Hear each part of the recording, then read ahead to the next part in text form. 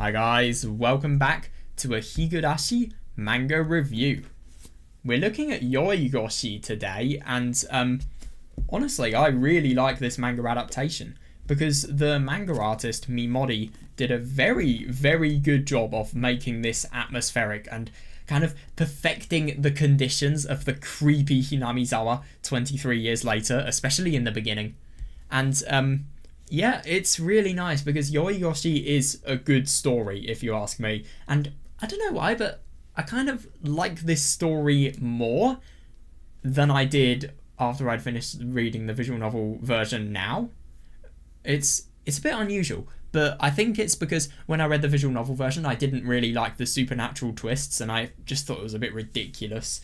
The twists of the dead walking and obviously not much making sense as well, and just in general there being a very high element of supernatural. But I kind of like it now because I'm interpreting it a little bit more metaphorically, and it's just kind of one of those stories that they don't make sense, and that's what's so fun about them. And it really just gives you the sense that even though, like, I've obviously know the answers to the Higurashi mystery, there's just some things that you can never truly know and never truly answer. And it's just interesting to see the really unusual ways the village continues.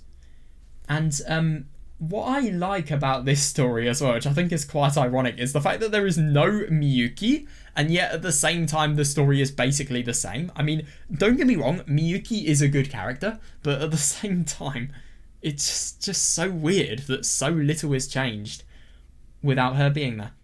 But I won't deny, I do prefer that Mion gets... She just looks cooler because she really gets the impression of being more powerful than she did in the visual novel. Now, if I'm going to be honest, I think one of the things that made Yoigoshi so enjoyable and immersive and also memorable in the visual novel was the amount of endings that were present. I mean, it's like one of the only Higurashi titles that is not a kinetic visual novel. But just in general, the amount of endings. And I love the ending in particular where Arakawa and Otobe, they escape to the Sonozaki tunnel, and then there's just gas. And obviously they suffocate. The most morbid ending. It's awesome. But it's a shame. I mean, obviously you can't add multiple choices to a manga. But yeah, it's just a bit of a shame that things that were really cool in the visual novel were kind of lost in the manga. But I suppose that's inevitable. That's just why I kind of preferred some of the visual novel stuff. But yeah, in general, the manga adaptation is really nice, and I think Yoigoshi is a pretty cool story as well. It's very short, I won't deny that, but at the same time, it's kind of like a story where, even though it's very short, so much happens within firstly the short length and also the short time period the story covers. I think I mean, Otobe is a really good character as well. His character development is really nice, and same for Towada as well. It's interesting that in the end they decide to turn themselves in, and what I kind of loved this time around was kind of getting the themes of life and just in general how valuable it is, and seeing that ironically from a very not alive person, i.e. Mion, and just seeing Mion really iterate to Otobe just the value of life, really. And I like those themes. And I suppose the twists about the supernatural, and I think they did work quite well. And I just think I love the finale. It's just so ridiculous, and especially considering that Mion literally took a bullet and then you realise that body was Shion's. It's just when Shion was unconscious, I think the spirit of Mion took her over. But yeah, it's a weird little story. I think I actually read this story with the console arc Ost in the background, and oh my god, if you guys know the really epic remix of You that plays in the visual novel adaptation of this, it's so fun to read. It's so much fun to read with said remix playing in the background, and yeah, it was honestly a really nice experience. It was very different from everything I was doing in the question arcs, because obviously I listened to the question arc Ost then. what I also find quite cool about Yoigoshi is the fact that it's one of the Higurashi always has this theme, especially in the question arcs, of there being an enemy, but that enemy being different to there being an enemy you perceive, and said perceived enemy being different to the enemy that is actually harmful. And it's kind of like this, because in the beginning it's all kind of murder mystery based, and I think the murder mystery element is cool, and obviously then people confess, and then that actually leads them to learn from their mistakes, and especially, oh my god, it was just, I will never forget just Mion saying to Otobe, "You are a spineless coward." But yeah, it's just, in the beginning there's so much uncertainty about what's going on. Like, could there be murderers within? Could there? And then you realise that even though there are murderers, casts are disappearing. There's the suicide party as well, which we don't know about until obviously Otobe confesses.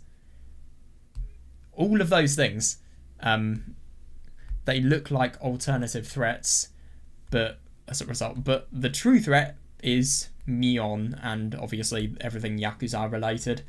It's kind of funny to think about the fact that the plot never would have been able to flow if it wasn't for people killing each other, basically. And